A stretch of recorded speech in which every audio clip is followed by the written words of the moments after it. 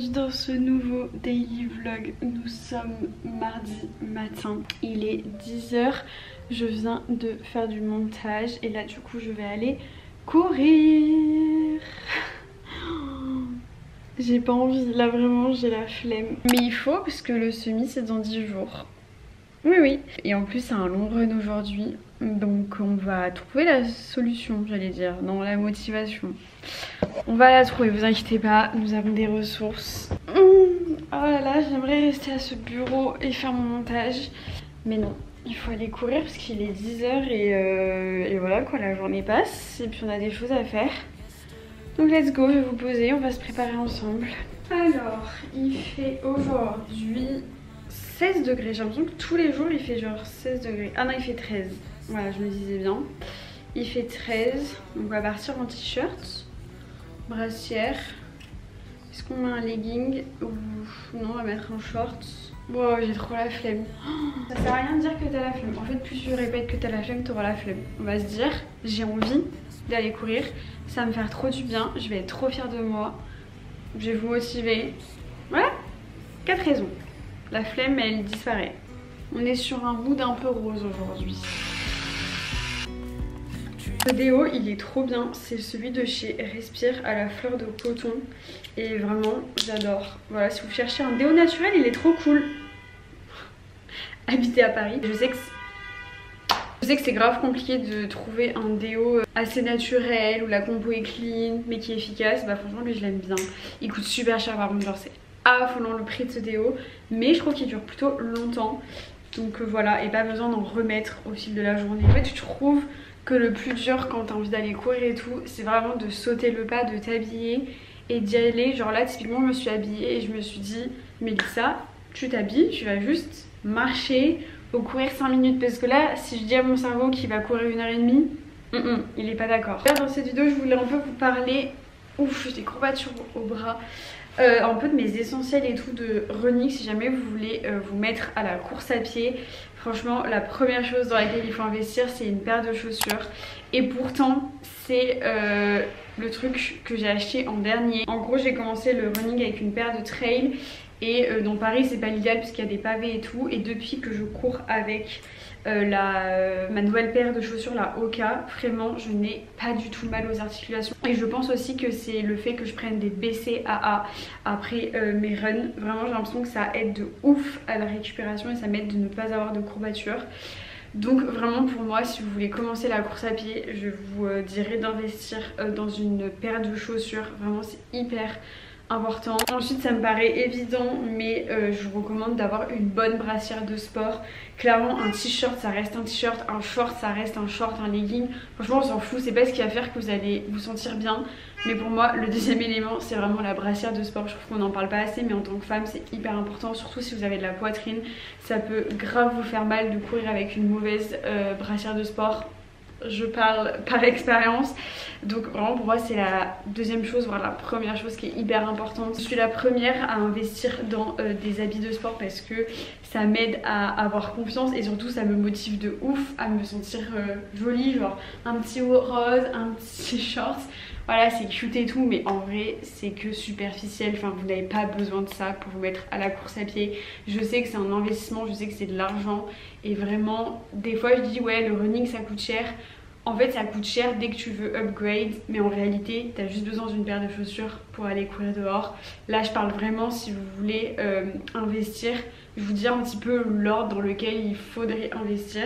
Et ensuite selon moi la veste de running ça vient en 3e position parce que je trouve ça trop pratique. Pas besoin d'aller courir un semi-marathon pour porter une veste. Encore maintenant j'ai des commentaires des fois de personnes me disant mais t'as pas besoin d'une veste, nanana. Déjà on fait ce que l'on veut et je trouve que c'est tellement pratique. La semaine dernière je suis allée courir sans et heureusement je cours en ville donc j'avais des fontaines, mais je crevais de soif au bout de 8 km, j'avais envie de boire et du coup ma veste m'a grave manqué parce qu'en fait j'ai envie de boire quand j'en ai envie, quand j'en ressens le besoin, et j'ai pas envie d'attendre de me dire faut que je regarde quand il y a une fontaine et tout. Et surtout pour mettre mon téléphone c'est trop pratique, mettre des gels, des barres, une pomme pote, tout ce que vous voulez.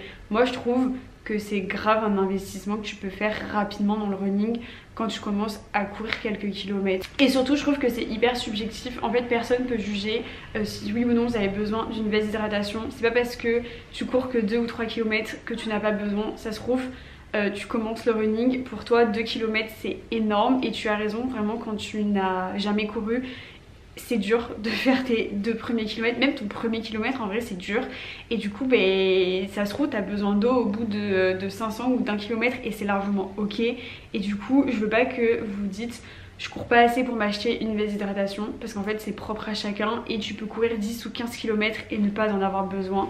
Après je préfère prévenir mais c'est quand même assez... C'est pas que c'est lourd mais c'est assez gênant, genre tu sens qu'il y a quelque chose sur toi.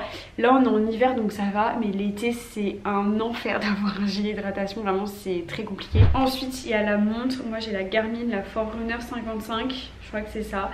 Vous mettrez le lien en barre d'infos si vous voulez. Personnellement, avec du recul, je trouve que c'est pas un indispensable, surtout quand tu commences dans la course à pied. Enfin moi j'ai mis quelques temps avant de l'avoir, je l'ai commandé à mon anniversaire. Franchement ça coûte quasi 200 €, c'est une sacrée somme et là je trouve que vraiment c'est que du plus. C'est cool dès que tu veux commencer à préparer une course, dès que tu veux améliorer ta VMA, dès que voilà, tu as des objectifs, que tu veux faire du fractionné.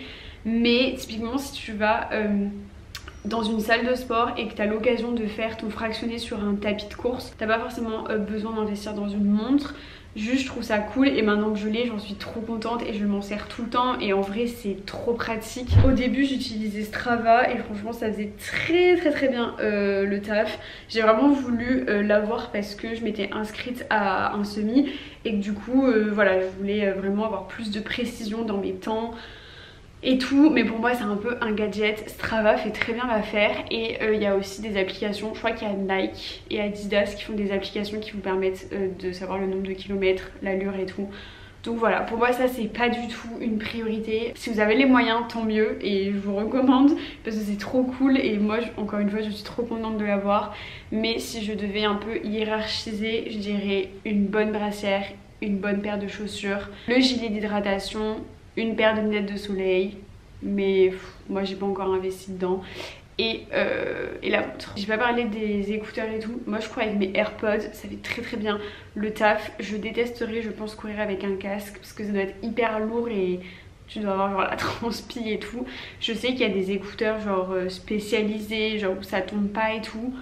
Je pense qu'encore une fois c'est un gadget, c'est cool, tu peux te faire kiffer, mais moi les AirPods ils tiennent dans mes oreilles, donc ça fait très bien le taf. Pour mon run aujourd'hui je vais prendre une pâte de fruits, elles viennent de chez Decathlon. Mon copain il les a achetées et je lui en pique une parce que j'ai envie de tester, parce que pendant le semi je pense que je vais avoir besoin de plusieurs sources d'énergie. Les gels c'est ok, je les digère bien, mais j'ai envie de tester du coup les pâtes de fruits, même voir si j'arrive à les manger en courant. Le but c'est pas de m'étouffer. Là j'ai beaucoup parlé, il doit être 11 h à ce stade. 10 h 57, là faut vraiment se bouger. Merci.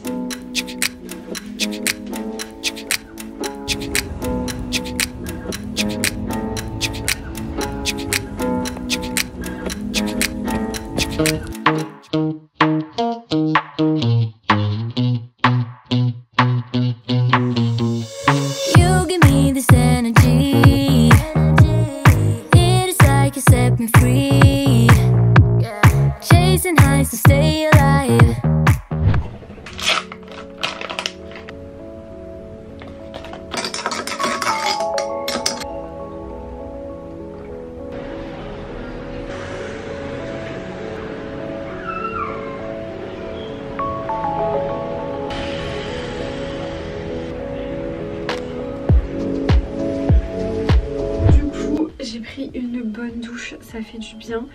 Je vais faire ma skincare routine avec vous. J'ai couru 1h30, c'est un peu un record et j'ai fait 15 km. J'applique ce toner de chez Laneige, il est pas mal. Je trouve qu'il est super cher et vous avez vraiment des équivalents en moins cher dans la skincare coréenne, même si Laneige c'est coréen, je trouve que sur YesStyle c'est moins cher. Ensuite je mets cette petite essence de chez Cosrx que j'adore à la bave d'escargot. Vraiment elle est trop bien, je trouve que ça aide à la cicatrisation de ma peau et tout. Je suis grave contente parce que j'ai grave kiffé mon run. Et vraiment il y a un truc qui est assez dingue, c'est que à partir de 10 km, je me sens trop bien. Les premiers kilomètres, des fois tu les subis.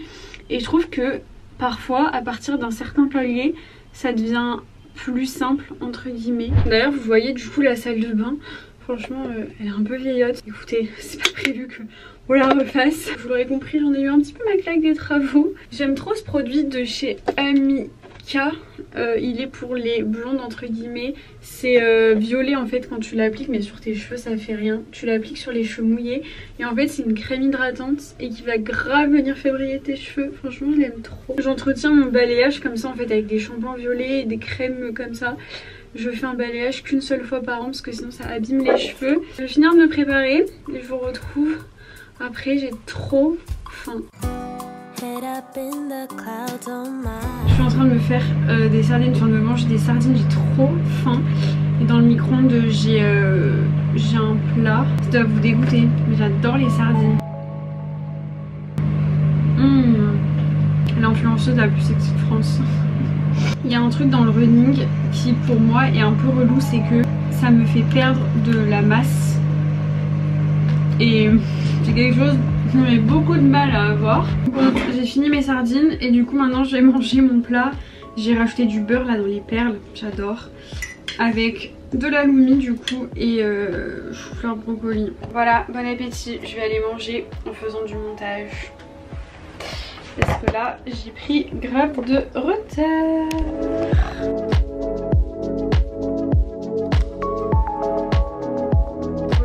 Il est 19h30, j'ai abandonné le vlog. Je vais arrêter l'ordi, on va aller essayer de se trouver un truc à manger. Franchement je sais même pas ce que j'ai du coup dans mon frigo. J'ai posté le premier daily vlog à 18h, du coup on se retrouvera tous les jours à 18h.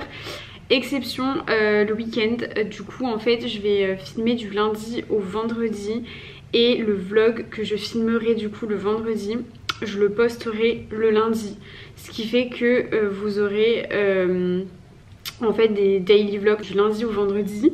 Sauf le week-end parce que pour plusieurs raisons je filme pas le week-end. En fait j'ai déjà remarqué lors de mes weekly vlogs. Puis c'est bien aussi que je prenne 2 jours sans vlogger, même si voilà je monte mes vidéos et tout.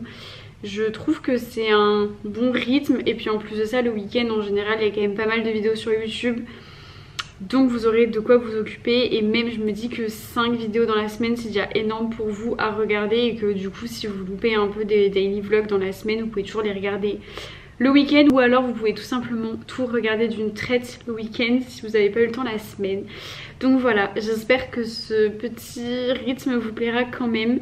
Mais l'idée c'est que je kiffe, que vous kiffiez et je pense que 5 daily vlog par semaine c'est un bon compromis. J'avais acheté en début d'année les protéines de chez Trend Sweatseats, genre velouté de légumes. Et en gros c'est de la protéine en poudre, sauf que ça a le goût d'une soupe. Et vous mélangez ça soit à une soupe existante, soit à l'eau chaude. Et en gros c'est 17 grammes de protéines. J'avoue que c'est pas mal, genre ça dépanne de ouf. Et genre là typiquement j'ai rien en protéines, donc je vais me faire ça. Ça me fera mes 17 grammes de protéines. Écoutez, c'est la réalité. J'ai la flemme de faire les courses, franchement je pourrais, il est que 19h40. Mais j'ai la flemme, j'ai envie de manger, me mettre en pyjama et faire du montage. Je pense que ça va être ça ma vie, mais j'adore. Vraiment j'ai une passion, genre être sur le bureau. Il y a mon trépied. Ça n'a aucun sens. Enfin si, ça a du sens que j'ai un trépied dans ma cuisine. Ouais, genre j'adore être sur mon canapé le soir et faire du montage. Je reviens. Du coup on prend une dosette. On vient mettre dans son petit bol. Aïe, c'est chaud. Je suis en train de me brûler. Je pense que ça doit faire, je sais pas, 9 mois que j'ai ce truc. Je le mange jamais parce que je préfère faire une soupe maison. Bon, c'était pas ouf du tout. Vraiment pas. J'avais l'impression de manger une soupe avec des morceaux, mais genre... ouf. Oula, je galère. Du coup ouais c'était pas ouf la soupe, il y avait des petits morceaux, ça fait un peu penser à du veau... Je sais pas dire le mot.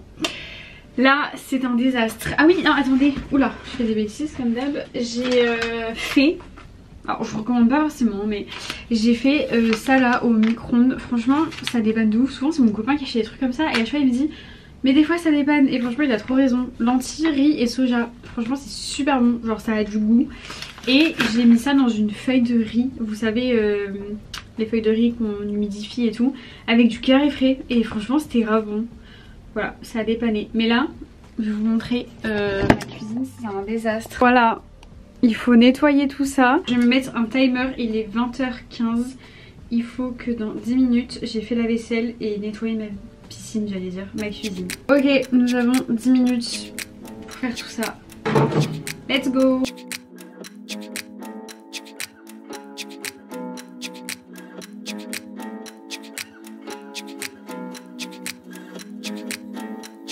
Je vais faire des puddings de chia pour demain matin. Je vais en faire un au skyr, un végétal pour mon copain. Du coup, j'aime bien faire ça parce que ça me change des petits déjeuners avec des œufs. Et surtout, c'est un gain de temps.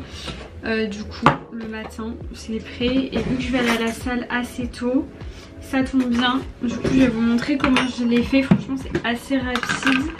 Vous prenez du yaourt, moi je mets à peu près 2-3 cuillères à soupe. Ensuite vous voulez mettre du lait végétal. On va mélanger. Ensuite je viens mettre des petites graines de chia. Ensuite vous venez mettre les fruits de votre choix ou pas de fruits. Moi je mets les myrtilles surgelées. Et voilà. Ensuite ça part au frigo toute la nuit. Je vais faire celui de mon copain du coup.